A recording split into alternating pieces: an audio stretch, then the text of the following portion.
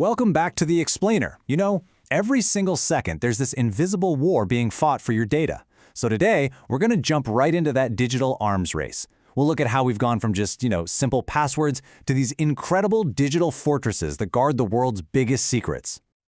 All right, so let's kick things off with a quote from Kevin Mitnick, who was, one of the most famous hackers ever. And that line, "I'm very good at what I do," that's not just him being cocky. It's actually a core truth in security, right? If you want to build a strong defense, you've got to think like an attacker first. And seriously, don't get it twisted. This is a battlefield. Think about it. Your accounts, your private messages, all your financial info, that's the prize. That's what the good guys and the bad guys are fighting over 24/7. So what are the actual shields we use to protect all this stuff? And I'm not talking about some marketing fluff here. We're getting into the real nitty-gritty cryptographic principles, the bedrock of modern security. We're going to follow this crazy arms race, and we'll start where it almost always starts, your password. Okay, look at this. This is an attacker's dream come true. It's a database table, probably ripped out of a server using something like an SQL injection attack. And just look, the passwords, they're just sitting there, plain as day, in plain text. It's literally like leaving the keys to your house, your car, everything right under the doormat for anyone to find. So once a hacker gets their hands on a list of usernames, they can do something called password spraying. Now this is clever. Instead of hammering one account with a bunch of passwords and getting locked out, they do the opposite. They take one super common password, like password 123, and they try it against thousands of accounts, all at once. It's this kind of slow and steady attack, but man, is it effective against people who use weak passwords. Okay, so the defenders had to fight back, right? They said no more plain text passwords. And they started using something called cryptographic hashing. The idea is simple. You take a password, run it through this function, and out comes this unique, jumbled up string of characters.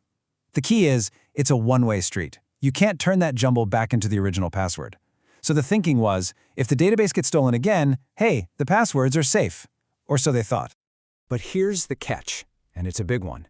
Hashing has a fatal flaw when it comes to passwords. It's speed. See, algorithms like SHA-256 are designed to be super, super fast. And that's great if you're just, say, checking if a file has been corrupted. But for passwords, that speed, it's not a feature, it's a bug, a huge vulnerability. Why? Because since these hashes are so lightning fast to calculate, an attacker with some serious hardware can just grab that list of stolen hashes and start guessing. They'll throw everything at it. Common passwords, words from the dictionary, just random combinations. And they can do it at an insane rate. We're talking billions of guesses every single second. So that secure hash you thought you had, poof, it could be cracked in minutes, maybe even seconds. So yeah, this is a massive problem. If an attacker can basically try out every password you can think of in just a few hours, well then hashing by itself just isn't cutting it. The defenders, they needed a whole new game plan. And this is where things get really clever. This next move is a fantastic example of thinking outside the box.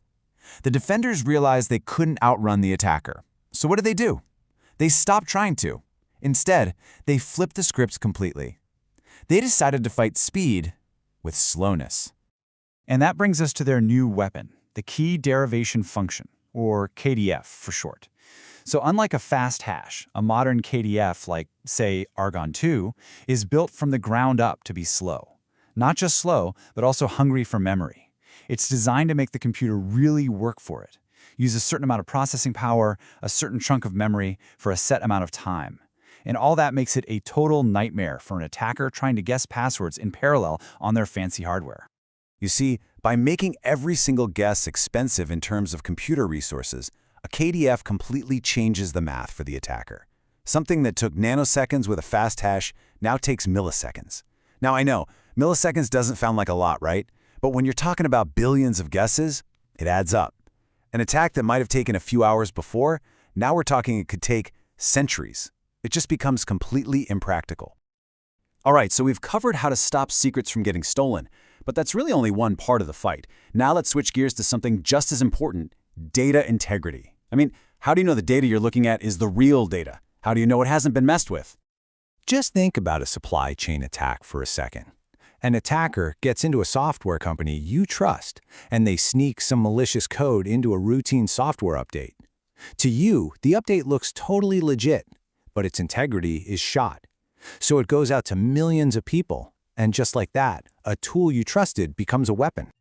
And this is exactly why just encrypting your data isn't the whole story. The gold standard today is something called Authenticated Encryption with Associated Data, or AEAD. You can think of it like a cryptographic Swiss Army knife. It doesn't just keep your data secret, it also gives you mathematical proof that nobody has touched it. And that associated data part is super important too. It can even protect the parts of a message that aren't encrypted, like the headers, from being messed with. Here's a good way to think about it. Regular encryption, that's like putting your secret in a box and locking it. That's it. But AAD, it locks the box and it puts this special tamper-proof seal on it.